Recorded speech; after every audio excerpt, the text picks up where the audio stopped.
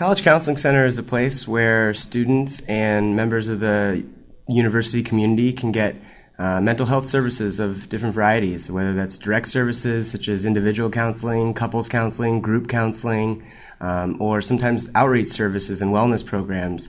And it's an opportunity for us to reach out to the community or for the community to come to us and receive services that help their mental health. I think that one of the reasons that we exist as mental health professionals in college counseling is that we recognize that students struggle with a variety of stressful issues in their life. Anxiety, depression, worry about their grades. Sometimes parents can be both the source of or cause of some of their concerns. And so they can benefit from coming in, talking to a caring, compassionate professional who's skilled at being able to listen and assist them in finding what is triggering the way that they're feeling and how to repair or correct that so that they can start to function as well as they're capable. The main issue that most students come with are interpersonal in nature. Even if it's depression or anxiety, that oftentimes their depression is related to loneliness or isolation, not fitting in, transitions, those kind of things. And so what we find is when the depression or anxiety is interpersonally oriented, that an interpersonal process group is the perfect avenue because then they get to get their concerns normalized, and they begin to find other people to support them, to connect with them. Many students do worry about privacy issues, and that might kind of stop them or prevent them from coming at times. But in fact, when students do come, they do feel relieved that other people are also struggling with similar issues and such. And we also do, our service is confidential. So their identity is kept confidentially. Their record is not tied to their student record.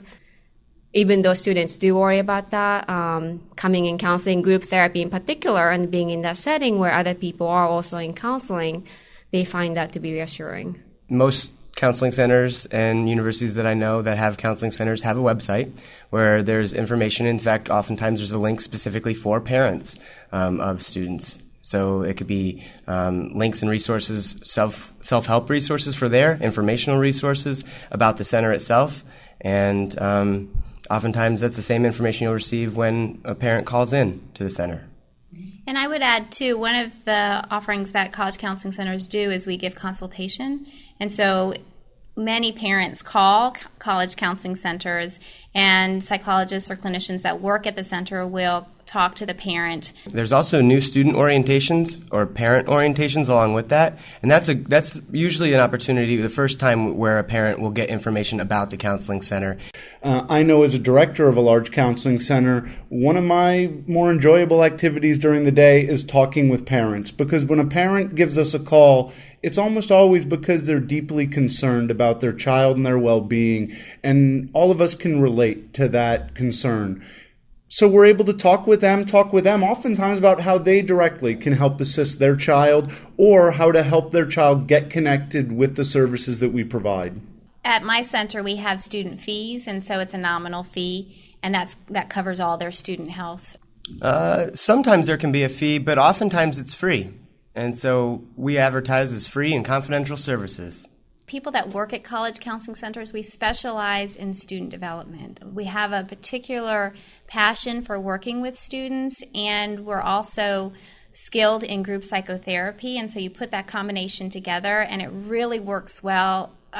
There's just tons of wonderful outcomes for students, and it really helps retention. So it helps keep the student in school, and group therapy is a fundamental piece to many of the students that we see. And I also want to tell students who may be interested in group but are scared to come that they don't have to commit when they first come to our center. They don't have to commit to doing therapy. We welcome students who just come in and ask about group therapy, and we can have that discussion at that time. And I would emphasize that one of the powers of group is that we live in a social world. And so it makes sense that we address the problems that emerge in our lives in that social context. And there's such a unique and special opportunity for students to not only receive feedback on their issues, but also for them to provide feedback to other students who are struggling, and the benefit they get from knowing that they're helping their peers and the people that they care most about. We also, when you look at the literature on group psychotherapy, is that group tends to be at least equally, if not more effective than individual counseling. And I think some of the reasons for that is that, again, it best mimics the environment that our students are in every single day, interacting with faculty, professors, and staff. Group helps bring people together. And I think there's oodles of research out there that says that the more that people are connected to one another, the healthier that they will feel and the healthier that they will be.